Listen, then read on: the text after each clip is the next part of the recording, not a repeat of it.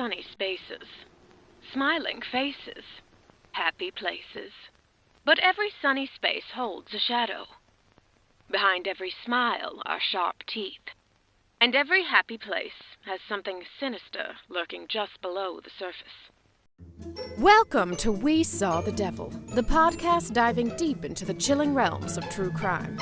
Join your host Robin as she unravels mysteries that have left investigators baffled and armchair sleuths obsessed. Be forewarned, dear listener. We Saw the Devil is not for the faint of heart. Our unflinching exploration will take you to the darkest corners of the psyche and through the unimaginable depths of human darkness to unearth stark secrets to the harsh light of day. Nothing will be left untouched. Are you ready? Are you sure? We saw the devil. Hey y'all, if you're listening to this, that means that you have finally made it. We have finally made it collectively because, God, I'm going to include myself in this. We've made it to episode 10 of the Chris Chan saga. And I don't know about you, but I've learned, I've seen, I've heard more than I planned to for a lifetime. As you know, I remember this from when I was in my early 20s, when all of this was going on live, but I wasn't invested in it, to be honest with you. I didn't follow it closely, tooth and nail. I wasn't obsessed. I wasn't someone that was constantly checking for Chris Chan updates. So right along here with you for a lot of this stuff, I'm actually reading and hearing about some of this for the first time. And it's a something for sure. So a huge thank you to all of you who are taking this journey together. Together, we are stronger. But I hope you guys had a wonderful week, have a relaxing weekend planned. I'm not sure how much this episode is going to contribute to your feeling of rest and relaxation, but hey, have any of you been following any interesting cases recently? For some reason, I cannot tear myself away from the Ruby Franke, Jodi Hildebrandt connections case. That's just absolutely terrifying. It's horrifying. I have no idea how I hadn't heard of this sooner. I'm childless, so the family vlogger thing just has never really connected with me. Personally, find it pretty offensive and exploitative, especially with the children. We've seen over and over again on YouTube and TikTok, the large families that constantly document every single moment of their children's lives, have the camera up in their face constantly. I just think it's so sad. Also, I'm not part of Mormon culture, so she as a whole, the connections teachings, Jodi Hildebrandt, I just didn't have any of that on my radar whatsoever. I heard about this for the very first time with the arrest of Ruby Franke. And just holy crap, you guys. What a rabbit hole of awful. I think I've watched all of the news articles about the case so far, but the resource that I've just really been coming back to over and over again is the Mormon Stories podcast. It's hosted by Dr. John, and he interviews a wide variety of people. But with this particular case, it's incredibly interesting because he's been covering this case just so delicately. Like, one of the interviews on his show is like 6 hours long with a gentleman who went through Jodi Hildebrandt's therapy with his wife, primarily his wife. But she's an absolute monster. I wouldn't be surprised if there was a diagnosis of psychopathy in there somewhere. I mean, it is just absolutely wild. And Ruby Franke, apparently she's been pulling this bullshit on YouTube and the family channel and everything and showing, just, as we say in the South, showing her ass, for the world to see. And just, oh my God. But Mormon Stories podcast, 2 interviews stand out, but in particular, the niece of Jodi Hildebrandt, Jessie Hildebrandt.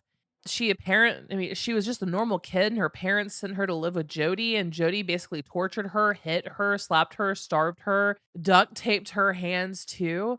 It's absolutely heartbreaking to watch, but it really paints a really good picture of what Jodi Hildebrandt was like, even to her own family. So I highly suggest watching those interviews. But alas, you are here for Chris Chan, so let's talk about Chris Chan. Episode 10, y'all.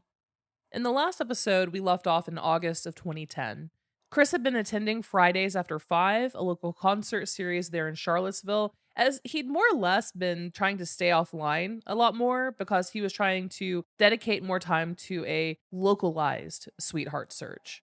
And Chris was pretty notorious online at this point and also locally. Like, if he was well known enough that if he walked into, say, a Denny's or an IHOP, at least probably two people would know who he was.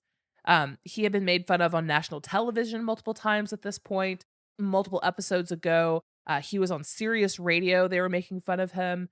Like, he was pretty notorious at this point in 2010, at the tail end of 2010. And multiple local witnesses came forward to Encyclopedia Dramatica, 4chan, the Quickie, to discuss what they had seen in person. Chris would pull out his Nintendo DS, which had a telephoto lens attached to it. He would take random pictures of the crowds, especially girls, even underage girls. There were multiple times where a woman would walk near Chris and people would watch him say something to her, and her expression would change to one where, I mean, ladies, you know what I'm talking about. It's the, I have to politely and swiftly make an exit here. Actually, let me go ahead and just play this Simpsons clip to describe how we are really feeling in moments like these when people like Chris approach us. I'm in danger. He would ogle both adults and young teenage girls. He even made a new attempt with that string and card game where he would attach a note to like a rock or a string and then throw it at passing women, having them pick it up, open it up, and then he would reel them back in like catching a fish. That thing. At this time, he was beginning to wear sports bras where he had handwritten phrases like, I love vagina, want woman, and friendly and flirty man zone. Then there was the brief reappearance of a handmade Love Quest sign, and none of any of that worked. Also during the summer, Chris had created a secret account on the Quickie that he had used to edit entries that other people made about him. He pretended to be someone else entirely. His username? Jenkins Jinkies. Now, his gal pal and almost sweetheart Jackie is back in the picture. If you recall, the persona Jackie is actually Alec Benson Leary, the troll and artist and creator of Asperchew. Jackie and Chris were basically on and off again sweethearts. So Jackie pointed Chris to an invitation for Jenkins Jinkies from a user by the name of K9. And K9 was inviting Chris to the website Trollin' Train, which was more or less a website that most of the trolls used to congregate and discuss Chris. Different ops and stings and things and horrible things that they would do with Chris. Jackie told Chris that this would basically be his chance to secretly infiltrate the inner sanctum of the trolls, get the passwords and the admin and full access so that he can finally shut Encyclopedia Dramatica down, and that he should do it. So Chris joined the website Trollin' Train, and everybody obviously knew he was coming, and everyone knew, and they created that part of the forum just to like let Chris in to troll him there, make him think that he's, with a group of trolls going against Chris. So on July 29th, Chris posted the first introduction to the site as Jinkies. He says, quote, "First, let me say I am most humbled to be welcomed among my fellow troll kind. Well, let me tell a bit more about myself for starters. My real name is Junior Jenkins. Scooby-Doo was the inspiration behind the Jinkies. LOL. I had a birthday recently on the 16th of July, so now I'm 15. I couldn't celebrate it with my friends like I would have wanted to because I was hitchhiking my way to Ruckersville from Boston. I'm crashing at a house where I have some relatives there. They're the fucking black sheep of the family. They're not close within the same house. It is cool because they won't rat me out to my parents and siblings. Like I need another damn minute with those assholes who overlook me. And a better part, their house is across the street from Chrissy's house. Sadly, though, the blinds to his bedroom are always closed, but I still get some sights of him and the family out of their house. I've arrived at my new home a few days ago on the 20th. I'll be spending my sophomore year and so on in Greene County's high school. I promised I'd write to my gal back in Boston, but what happens here she doesn't have to know. I'll have to make some new friends come September, but I'll be cool. I'm a stud. I'll also miss my favorite duo of dudes, Jerry and Dino. They taught me the ropes of high school life. They were both 16. I looked up to them like I would have for my older sister if she wasn't such a fucking cunt. They were a gay couple, and they respected me as a friend only. I made it my final realization I was not gay with the help of Jerry and my girlfriend Lisa. Sweet little whore took me in with gratitude on my 14th birthday. She had a few exes from middle school, and her mom was a bondage queen. Before then, I had a gay experience in summer camp when I was 7. My bunkmates were experimenting and made me their mofo unwilling guinea pig. I was blindfolded during the whole thing, feeling an 8-year-old's dick up my own ass. I was not thrilled with the ordeal, but last January I became curious from the recalling of the feeling, so I asked Jerry to show me a night. At first it was neutral, and he made out with me. His breath was minty with a hint of garlic from something he ate. It was cool with me. He then told me to suck his dick, and I did. The taste and sight did not thrill me. He sucked mine. He got a rise out of me, but then I started to feel uneasy. It was minor at first, and I promised myself I'd see this through. Finally, he was in me doggy style. As he humped me, I was feeling it in both my penis and in my gut, worsening as he went on. And eventually, I embarrassed myself grossly. I came and fucking threw up simultaneously. Jerry had not come yet himself, and out of respect, he withdrew himself and asked me if I was okay. He cleaned me and my mess on the floor up. I felt so damn ashamed, but Jerry was kind and understanding to me, and it was then that I confirmed for myself that I was not gay, and Jerry and Dino agree with me. So with that, I was able to move forward, feeling more confident in my orientation. Anyway, after moving here, I have studied the times of exits and entries from the Chandler Chateau, looking for a pattern. There was definitely one with Robert, morning for breakfast at BK and afternoon outings to IDK, where Barbara appears to come out mostly either in the afternoon or night, sometimes in the mornings, and Chris has no set pattern as far as I can tell yet. But I'll post new stuff as I learn, some with hopefully embarrassing photographs of Chris as I learn and take. Smell you later, Junior Jenkins Jinkies. End quote. Fucking deranged. For those of you who are possibly sitting in stunned silence, let's recap. Chris, using a troll sona that he had created for himself so he could anonymously edit quickie articles about him, joins a trolling website to infiltrate the main group that was coming after him. He is so confident that he created this entire unhinged backstory, claiming that he was this bi-curious 15-year-old. He even recounts a story of him having sex, full gay intercourse, at 8 years old. He then goes into explicit detail about a recent gay experience that he had with one of his gay friends. Why did he write this backstory for himself? He does, after all, believe that gays are the absolute most evil people on the planet. And that's because he thought trolls were evil. Here's his reasoning. He believed that trolls were evil, so all of the trolls must be gay themselves. I mean, see how that's the natural order of operations in his mind? I'm legitimately trying to figure out why Chris made this backstory. This is unprompted. 8-year-olds having gay sex, 15-year-olds, like him experimenting, the gay thing is the thing he hates most. This is where his mind went on a quick couple sentence introduction post to a trolling site. So on this site, Chris begins to write countless posts, most of the time daily, giving his update like he's a member of the Green Berets, claiming that he's watching Chris's house regularly and walking up to it. He claims to have broken into it and spoken to Bob Chandler directly, because that makes sense, right? Chris always leaves very obvious details in every post he makes that it makes it obvious that it's him.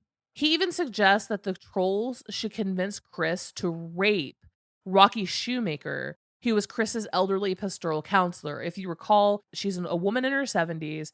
She's a counselor at the church that Chris goes to, and he confides a lot in her, a lot of the troll activity.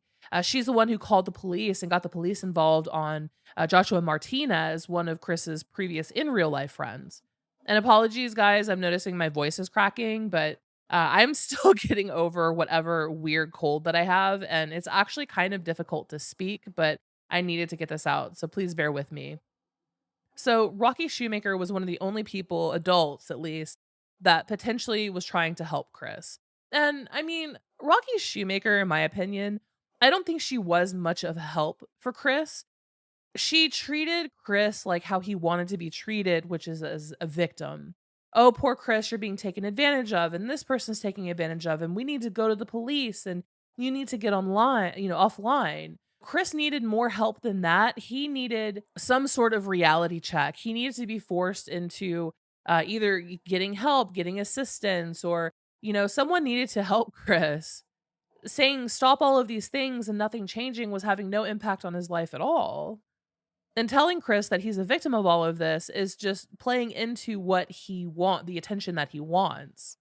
But in any case, the trolls tried to convince Chris that he should rape her one of the next times that he was to see her.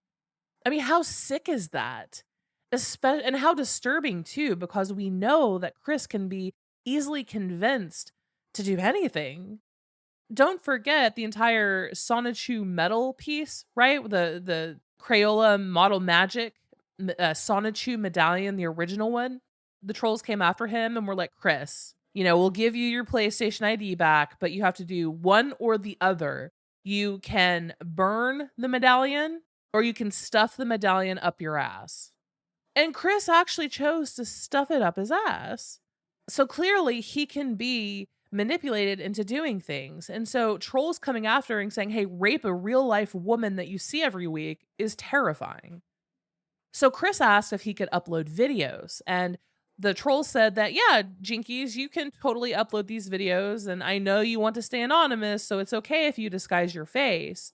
So Chris here gets up, he drives to Goodwill, and he drapes some random blue blanket over his head, and he uploads a ridiculous video saying that, again, basically introducing himself again, saying that he moved in across the street from Chris, and he refers to him as Chrissy. I mean, it was absolutely ridiculous. Chris and Jackie are bonding over this. They're talking about this quite a bit with each other, and everything with their relationship is going well. So naturally, Chris turns everything back to sex. Chris makes a couple sexual comments, so Jackie asks him what his fantasies are, and she admits that she wants to try anal sex. Chris replies that he is down for anal sex as long as she is his partner and use toys on him. And I'm not going to read it because it's probably a little too graphic even for this episode. But Chris did admit that he would be down for anal sex. So Jackie, aka Alec Leary, keeps trying to get Chris to do what he's most uncomfortable with. And if you've been listening so far, you know that that's drawing dicks. So Jackie tells Chris that her fantasy is to have men masturbate around her, kind of in a circle jerk, as she and Chris are having sex.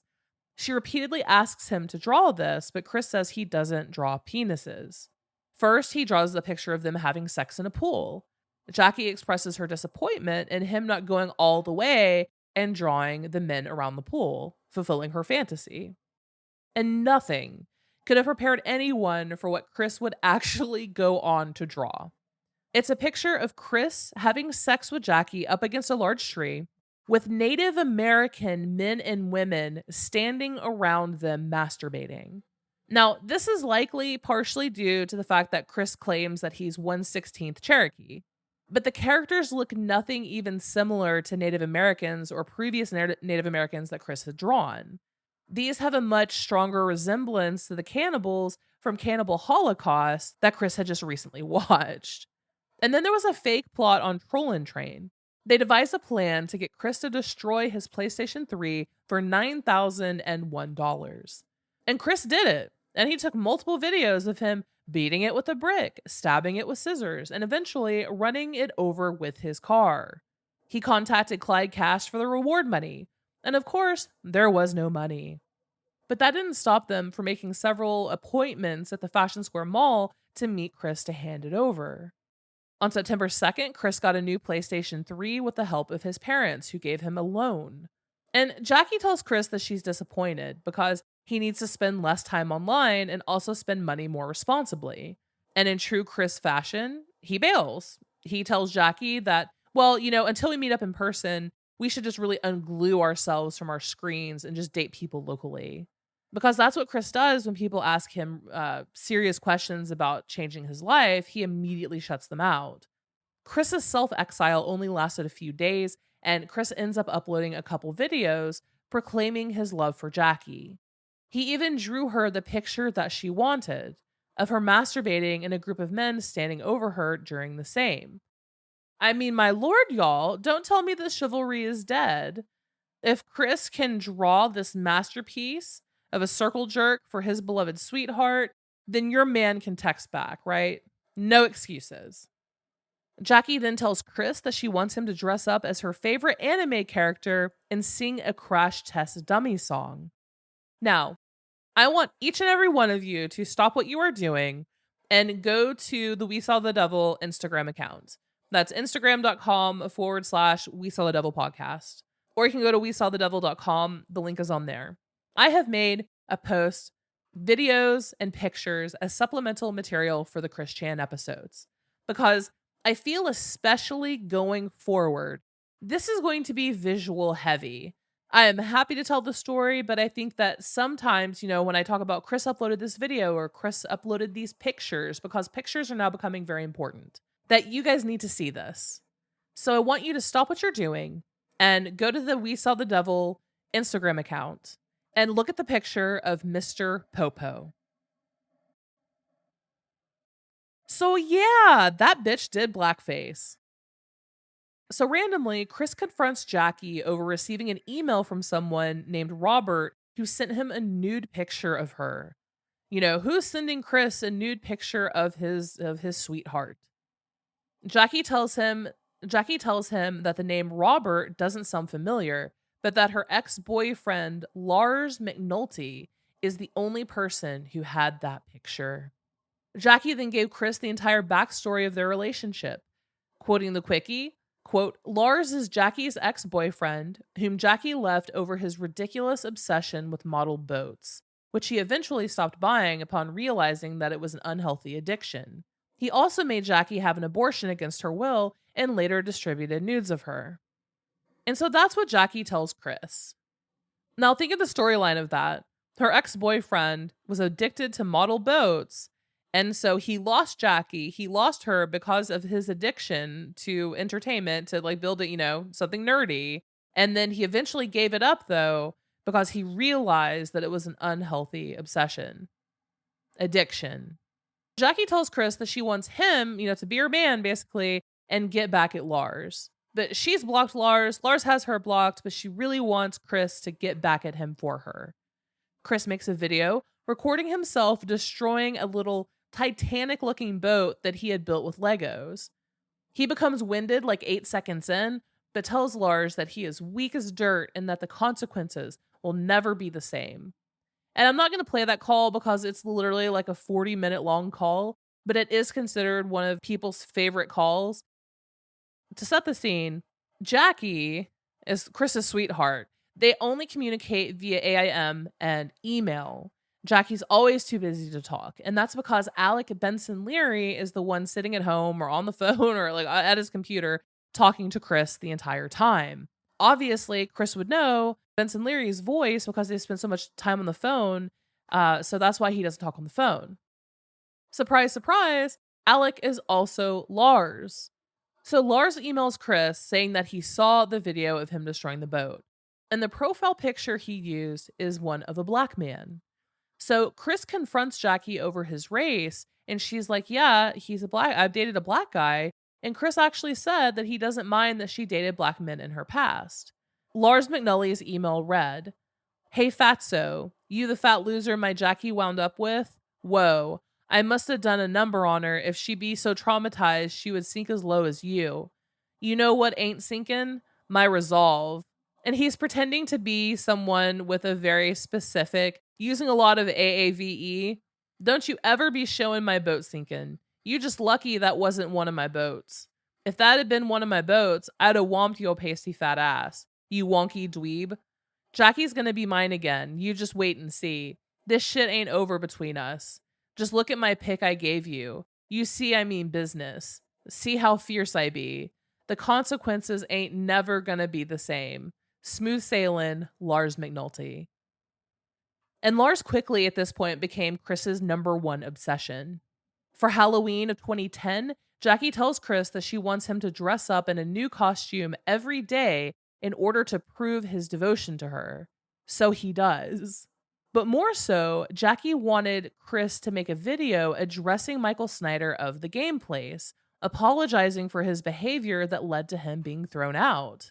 Which, if you recall, Chris has made excuses for himself for years over getting thrown out of the game place, up to and including, his own father, Bob Chandler, believed that Chris was so ridiculous over it all that he believed that Michael Snyder was in cahoots with Megan Schroeder, the girl who was being sexually harassed by Chris.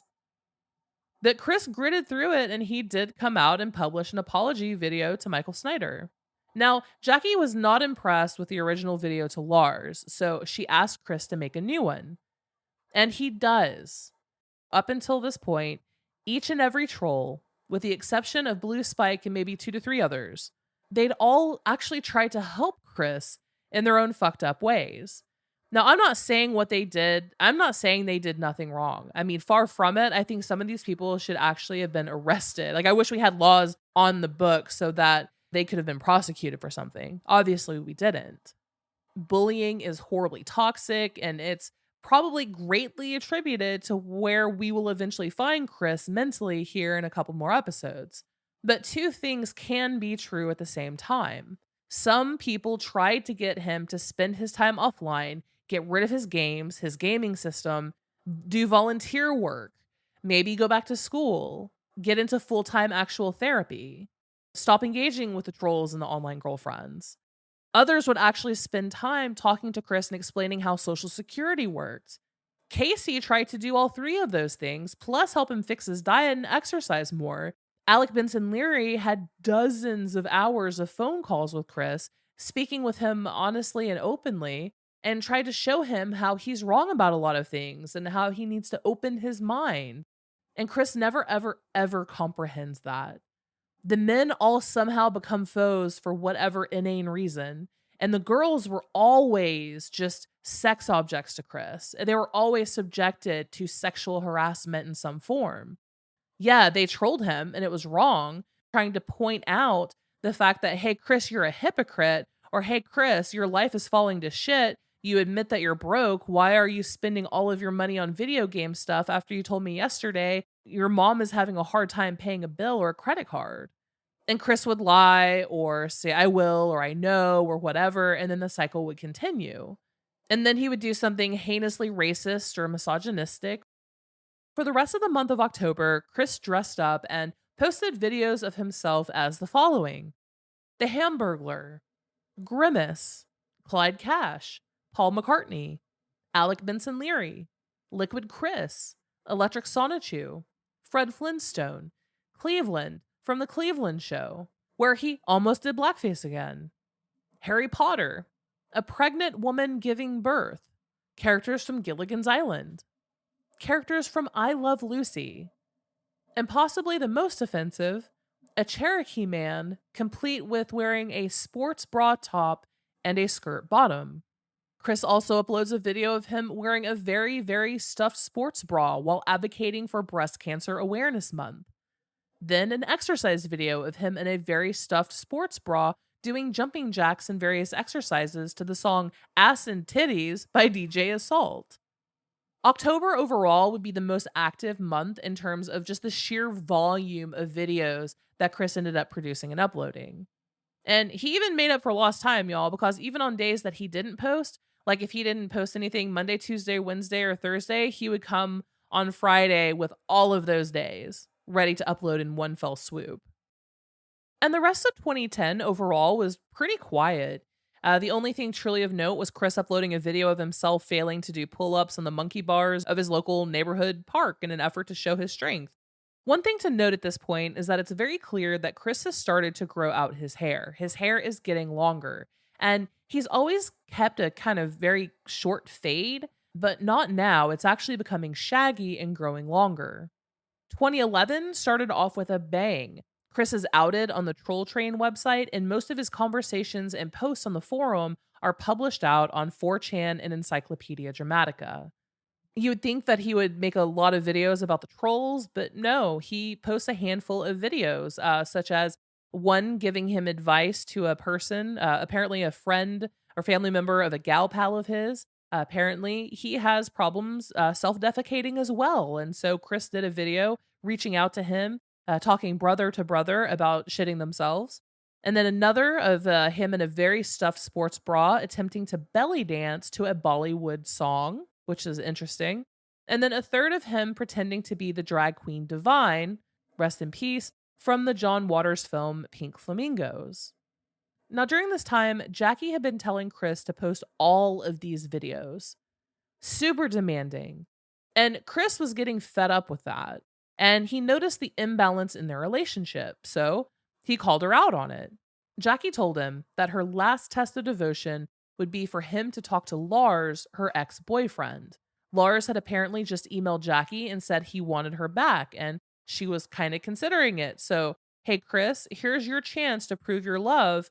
Have a phone call with Lars. And in the call, it's Alec Leary playing Lars, a black man, and a friend of his briefly pretending to be Jackie. Like, she comes on the phone, hi, Chris, okay, here's Lars. And then she manages to stay away the entire 40-minute call. Anytime Chris asks to talk to Jackie, Alec is like, that bitch poopin'. The entire call is basically Alex Leary trying to get Chris to sell his games, change his diet, go do volunteer work at a local hospital, and do better for himself.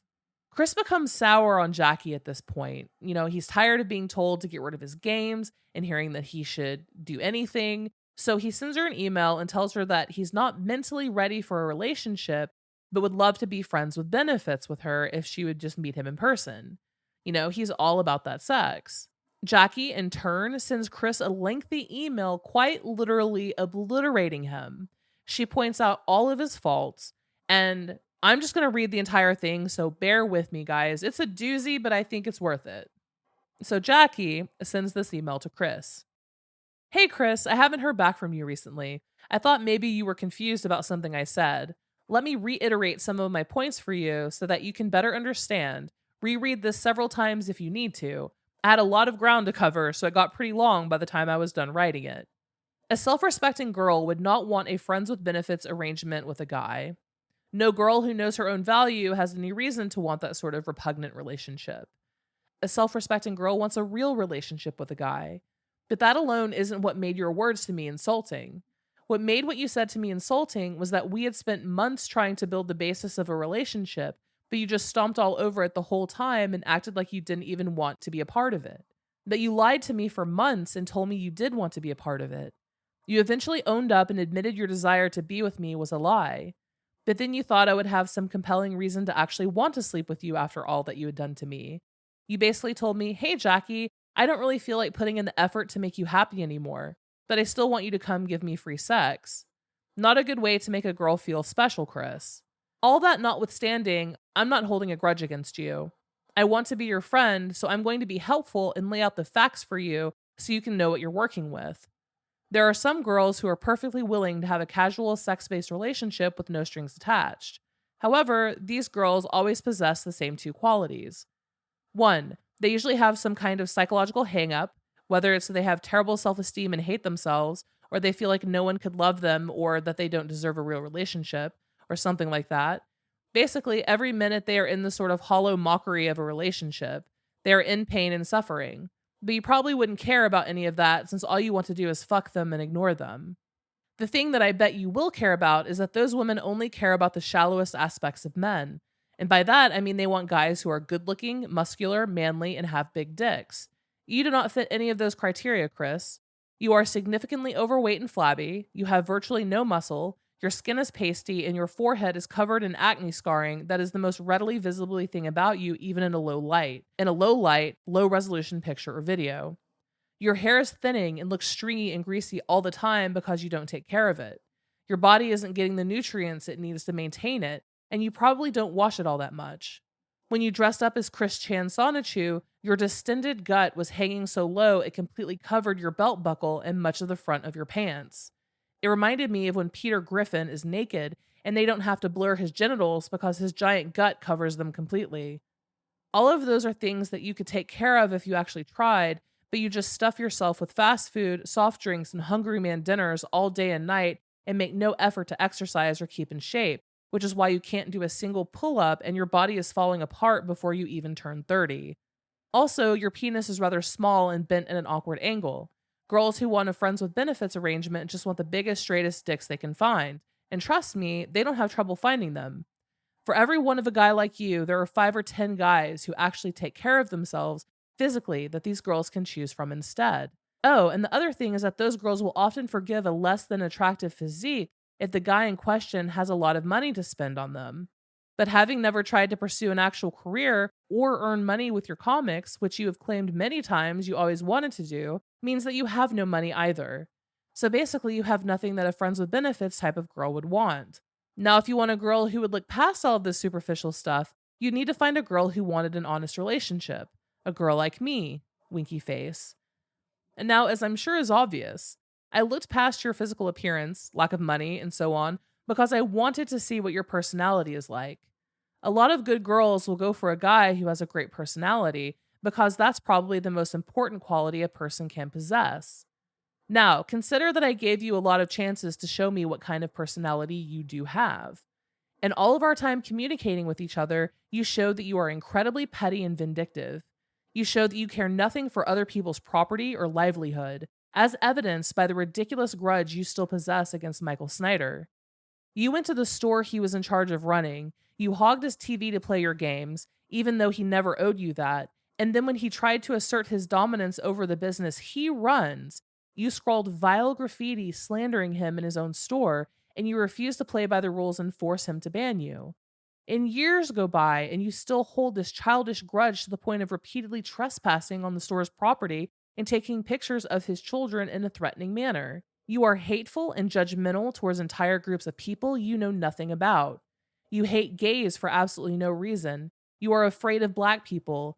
You think calling someone a Jew is an insult, and yet you still get super self-righteous and act all offended whenever you think someone is disrespecting you because they don't like your autism. You are a hypocrite of immense proportions, always holding other people to standards of behavior that you believe you yourself have no obligation to follow. You criticize other people for social networking, saying, quote, "The internet is turning them autistic," even though you sit at home playing your PlayStation 3 all day long. You throw words from the Bible at people when they do something that offends you, even though you lie, cheat, steal, want premarital sex, threaten bodily harm and murder on others, and a whole host of other activities that God doesn't like. And whenever you are cornered and can't explain away your rampant egotism and hypocrisy, you will claim that the trolls are responsible for all your problems, great and small, and act as though your bad internet experience excuses you from having to take responsibility for anything. And what's more, you expect others to do everything for you and offer nothing in return. You treat Samantha like she's your personal secretary and like she should do all the hard work to make your life better. And for a while now, you've treated me the same way. Whenever either of us offer you an idea of how to deal with some problem of yours, you come up with a rationalization why you are too lazy to do it and beg us to do it for you instead. You'll complain about the same problems over and over, but you refuse to consider any solution that is offered to you. You have talked down to me, insulted me, lied to me repeatedly. I know you've lied to Samantha countless times, refused to do something I've asked you to do many, many times, yet you still expect me to be the perfect girlfriend who makes you happy all the time. You complained about our IM conversations being stressful and said they could be construed as arguments, just because I had a different opinion than you on things and wanted you to back up your belief instead of just believing things for no reason. You place your prized video games above all other concerns in your life. You drop the majority of what little money you have every month on video games and then whine about how you don't have the money you would need to accomplish actual goals. You complain about other people being addicted. You make excuses that once we're together, then you will improve yourself, suggesting that you expect me to be a babysitter and give your life direction because you're too lazy to give it direction yourself. If you had been a good person, things might have turned out different between us. But you prove your inside was even uglier than your outside. The most succinct way to put why you are not currently ready to be with a girl is that you want to be taken seriously as an adult man, even though you are a person who sits in your room playing video games all day, leeching money off the government that could be going to people who are homeless and starving, and at the same time convincing yourself that God wants you to have free money, has no life goals, no aspirations, and no direction, who avoids any and all work like the plague, whines about his father telling him to do chores to real adults who have to work 60 hours a week and take care of themselves, all the while growing fatter, balder, greasier, and closer to death off your diet of fast food and hungry mans and a total lack of exercise or activity. You need to change all of these things about yourself before a relationship, friends with benefits or not, with any girl is practical. Well, that was pretty long, I admit, but it's ground that needed to be covered. I feel kind of better now that we're just going to be friends instead of pursuing a relationship. I feel like I can be brutally honest about things I always felt strongly about, but had to kind of sugarcoat because our relationship was something different. Friends can sometimes be honest in ways that romantic partners have difficulty with. You might be wondering, after I just got done explaining why you're such a bad friend, why I would want to be your friend. And that's a valid point. Well, I want to be your friend because I think it is possible for you to change, become good, and get the things that you want. And it's not hurting me to help you try. She then goes on a whole passage about Rocky Shoemaker and how Rocky Shoemaker isn't helping Chris. I'm not going to read that part. She ends with, anyway, I know this probably all sounds pretty brutal and shocking to you. That's why I want you to save this email and reread it over and over. Read it again each day so that the shock can fade, but my message can sink in. Because you really need this message to sink in, Chris. You need to do something different with your life. If you don't, then the life that you have now is all you'll ever have. Write me back, Jackie. I mean, that's pretty much a scorched earth policy. Chris writes back the next day, more or less makes an excuse, doesn't really respond to much of anything that he says. Instead, he says in the very last sentence, and I do not appreciate the hurtful insults I have read after that directed towards me. My dick is bigger than previously photographed, and it is no longer bent, and I am not overweight. Two wrongs do not make a right, so at this point, I'll leave you to think about how much more hurt you've made me. Jackie then goes on to say, quote, I've been thinking about the stuff I said to you and will continue to do so, but I do not feel guilty in the least about it. She then goes on to talk about Chris, again, challenging him and trying to be like, you need to change your life, with some pretty bad insults. And Chris starts replying less and less and less and less. The last email from Chris is to her on December 22nd of 2010. Jackie writes him on February 25th, wishing him a happy birthday. He then replied a month later on March 26, 2011. It said, yes, it has been a long while since we last talked. At least since February 25th when you sent me that birthday greeting. First off, the emails I am sending you are strictly confidential. Do not share the content of anything I've sent you with anyone else, including Lars. I've gone through an emotional 180 more or less within the last month. In a nutshell, I have grown my hair out and continuing to let it grow. I have learned the best term to describe me. Tomgirl. Smiley face. Yes, I am a tomgirl and I am damn proud of it. I have embraced and appreciated my feminine side. I am still totally heterosexual. Otherwise, I would be a full-blown you-know-what. I also have had my ears pierced with amethyst studs, my birthstone, recently. I have been more self-confident and I have a sweet sachet walk, hair and wink flirts, and I am greeting women left and right. Hello, smiley face. Hello, winky face. Also, here's another way to consider me. I am a Ken doll any Barbie can dress in her clothes, and I would feel most comfortable in them and to model them for her. Come shopping with me, sweetie, smiley face. I have had you run through my mind now and then, Jackie. Consider dashing back for some tomgirl sweetness, winky face.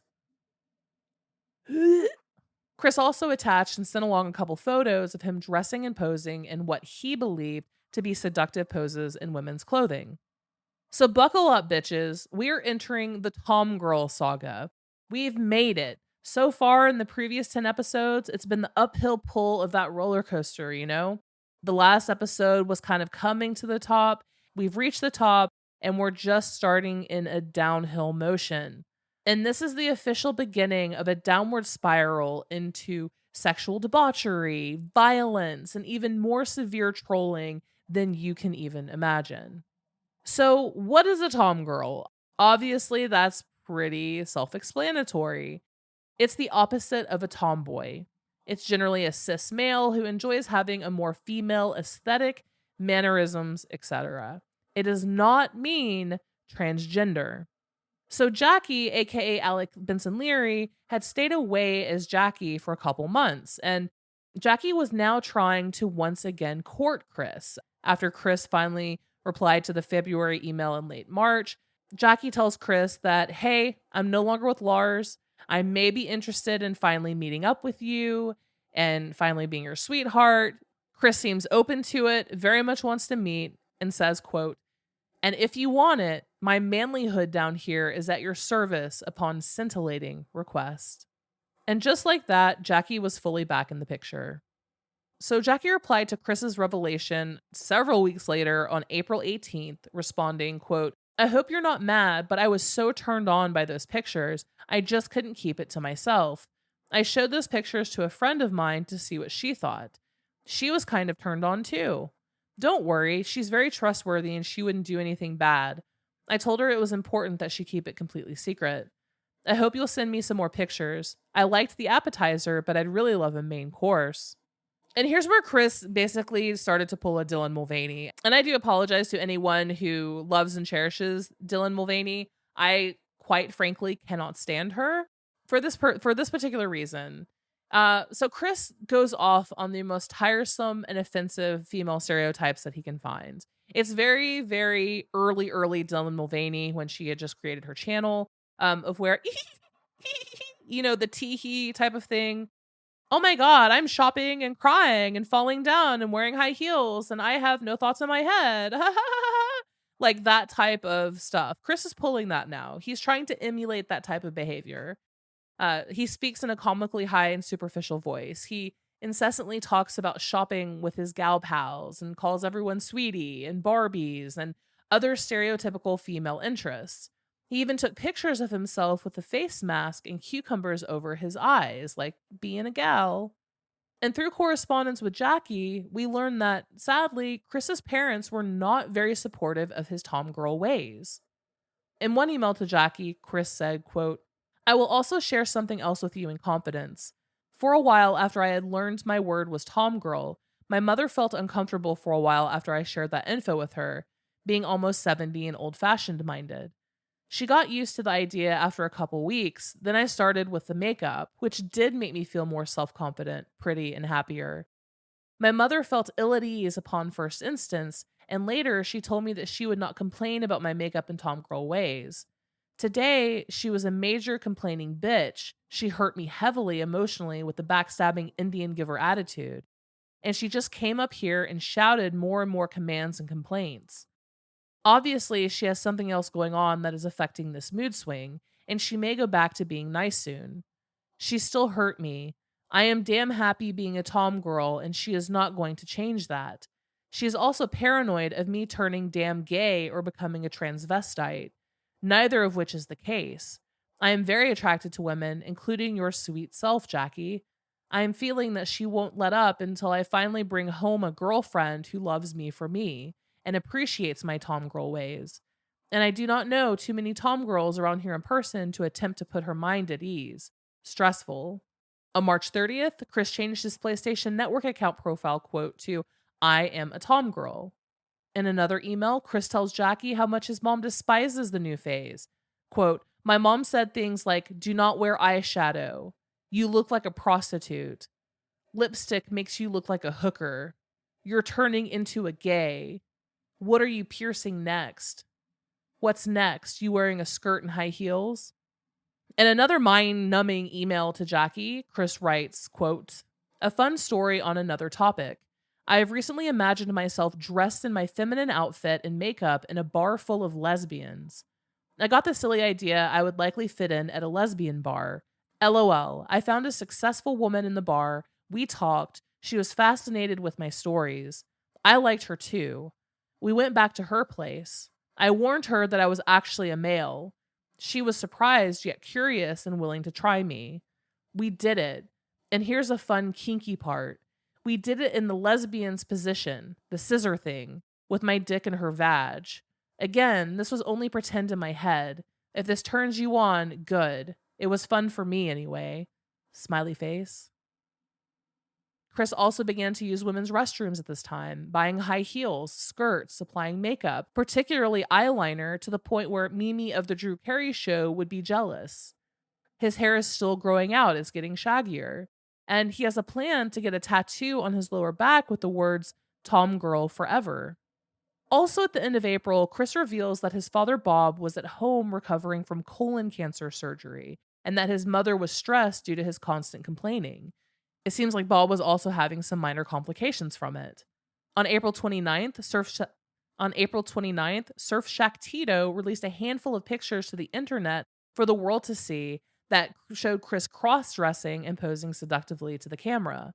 And this caused a huge rise in trolling. And of course, all of these were pictures that Chris had sent Jackie and another friend in confidence.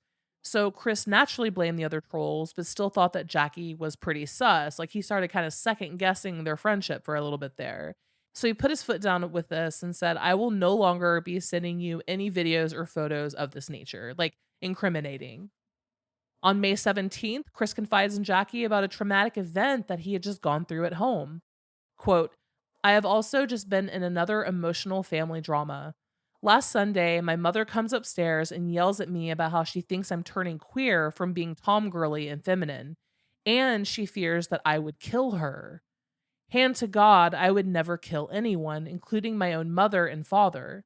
Violence and murder is rarely the answer. Murder is morally wrong. I care about my mother and father very much, and even worse, she threatens to kill me in her episode of emotional rage. She also took my keys, and shortly later, she tells me to come downstairs. So I go. She tells me to sit down, and she does the worst thing that broke the last straw on the camel's back. She cuts my long hair short and butchered. After seeing the butchered hair in the mirror, I was so in shock. I wield the double-edged sword I had been holding in for weeks since a much earlier fit of emotional rage of hers. I called her a bitch. With her as a bitch, that makes me a son of a bitch, and it hurts me deep too. My hair is so bad. I have to wear my parappa wool hat to cover the whole mess when I go out. I can't be seen in public with this short hair mess. Yesterday, I go out to Walmart with my father, and I find and purchase some shampoo and conditioner from Garnier Fructice's Length and Strength brand to prayerfully grow my hair back more quickly from what would have been months. She cut off 2 inches. That's about 4 months. This was supposed to be the year of me. I was making best social progress with a Mary Tyler Moore hairstyle with better self-confidence, gone in a snip, snip, snip of my mother's claws. I also have retrieved the hair clippings shortly after the tragedy, gathered them in a clump, wrapped the clump in a plastic wrap, put it in a plush satin-like baggie, attached a necklace to it, and I am wearing my clippings as a charm to prayerfully promote quicker hair growth and recovery. I forgave her for the butchering of my hair today, but now while I still do care and love her like a child for a mother, sadly there is now a mutual lack of deep trust between us. I will continue to run errands and shop for her and Dad, and we're talking again. My head feels a bad kind of naked now. Answer a question for me, please. Does the hair salon actually have an immediate hair growth solution for styling and such? So a couple things here interesting too is that Chris says that his mom basically assaulted him and cut his hair, which is terrible. Initially, he says that Barb is afraid I'm going to kill her, and then he says that Barb threatened to kill him. Now, we do know multiple times that Barb used to threaten to kill herself when she would get into certain fits and whatnot throughout the years. We know that to be fact. But now Chris says that his mom threatened to kill him and that she was also scared of him killing her. Now, remember, Chris lives in a very, very, very, very, very conservative household. Dad Robert is a bigot in every single way you can imagine. So is Barbara, not to that particular degree. But they are all definitely very, very, very, very homophobic. So Chris coming in, dressing in mini skirts and tights and women's tank tops and growing his hair long and wearing eyeliner and neon blue eyeshadow probably did not go over well in that household for him. So Chris ends up buying an actual wig to cover his short hair so that he can feel more feminine. Then on May 29th, Chris is directed to the forum Tomboys and Tomgirls of Virginia, thinking it was a support group or forum for like-minded folks in his state. He signs up under the username Kooky Dashy. In reality, it was a massive sting operation, and the site was created solely to troll Chris by a troll named Thorg and a couple of his friends. Chris's introductory post says on May 29th, "Y'all may address me by my screen name in the board talk. I like music, makeup, dressing up in my mini, having fun and hanging with my girlfriends, karaoke, video games, crafting, and art. I'm also empathetic so I can understand other people's feelings as well as my own. I am a dynamic, complex individual. I do not have many dude pals because I have my own mental hangups against the majority of them. Nothing personal. I have a history of being bullied by some mean brutes as well as homosexuals over the internet. Cyberbullies, trolls, anons are a hot button with me. I prefer not to discuss that issue further. And I am an all-around good, friendly, honest, heterosexual Tomgirl. Thank you all for offering me respect as I respect each of you and your opinions on the board." That same evening, he wrote more about how his parents reacted to him coming out as a Tomgirl.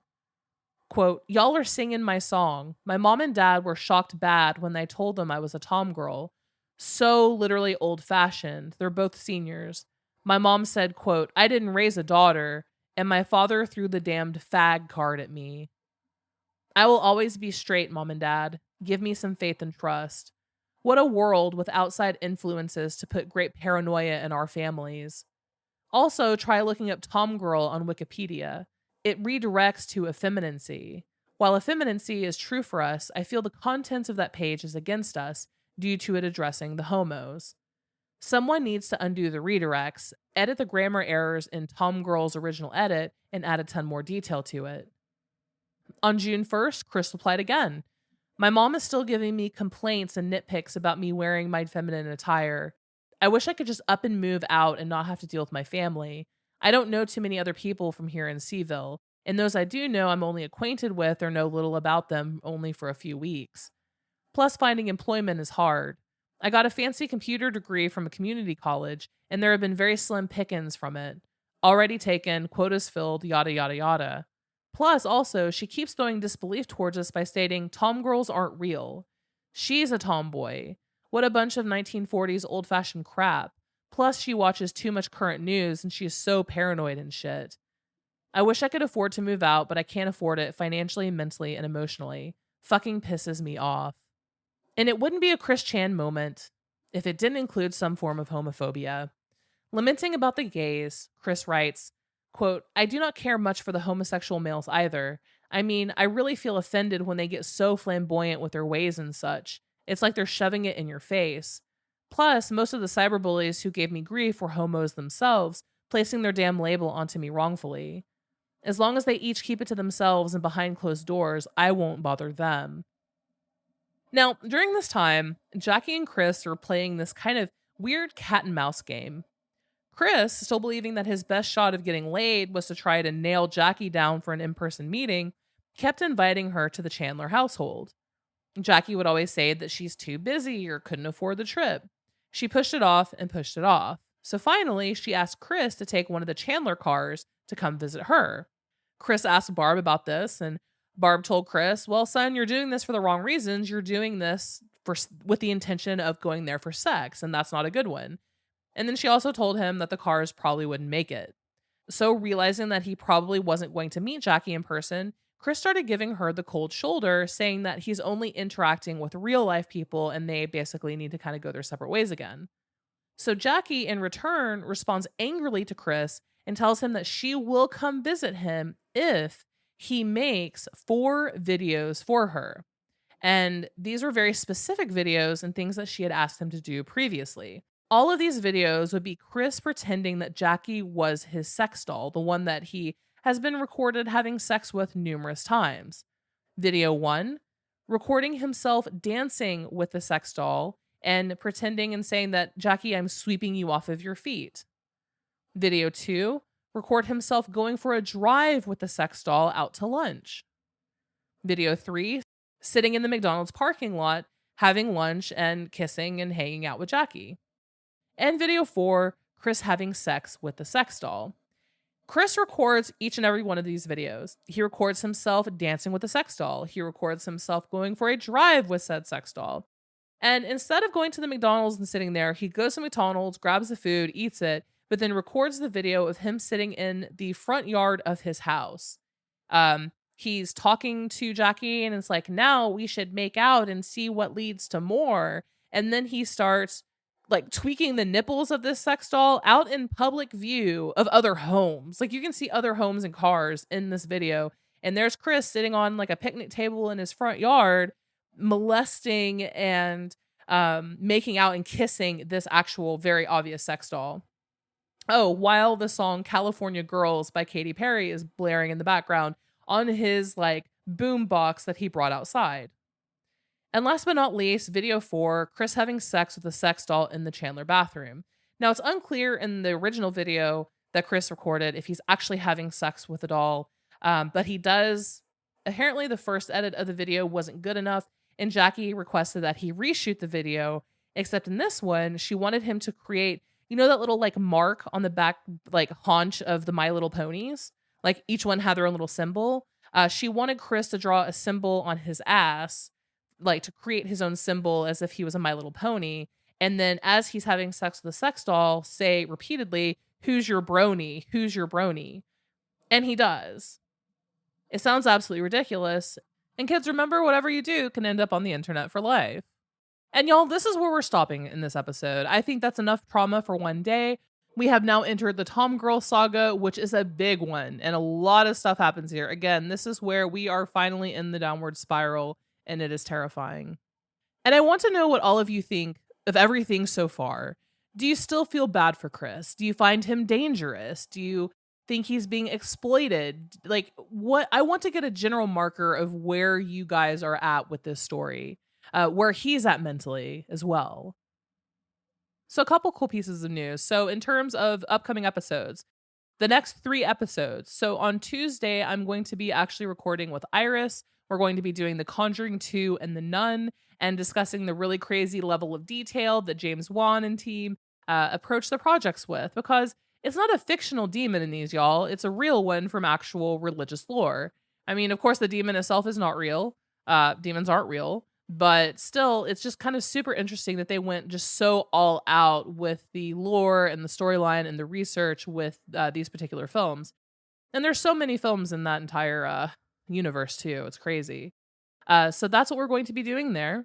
And then I also had the pleasure of sitting down with Justin Glanville, investigative reporter and podcast host of The Mary and Bill, an Ohio cold case podcast, which is currently airing on NPR. Also wherever you get podcasts, but it is an NPR podcast. Absolutely amazing work that he's doing, that I highly suggest the very next thing you listen to is Mary and Bill, an Ohio cold case. And that's because, let me lay out the scene here. So Justin Glanville grew up and his parents talked about their friend who was murdered. And it turns out in the 70s, they were college students in Columbus, Ohio at the Ohio State University. And suddenly, their friend, Bill Sproat, was horrifically and brutally murdered along with his girlfriend, Mary Petrie. Now, this was like 50 years ago, right? So Justin now is older, so he took the time during the pandemic and found interest in that, reading about it. So he decided to contact Bill and Mary's relatives, those who were still living. And he decided to explore and say, hey, what can I do to help here? And he spoke with the Columbus Police Department. He speaks with family members. He speaks with people who were present that day of the day of the crime. It's a fascinating and very, very unique story that you do not hear every single day. So it's relatively short as well. It's completely up to date. So head over, again, Spotify, iTunes, NPR, and listen to Mary and Bill, an Ohio cold case. And I'll be airing that episode early next week.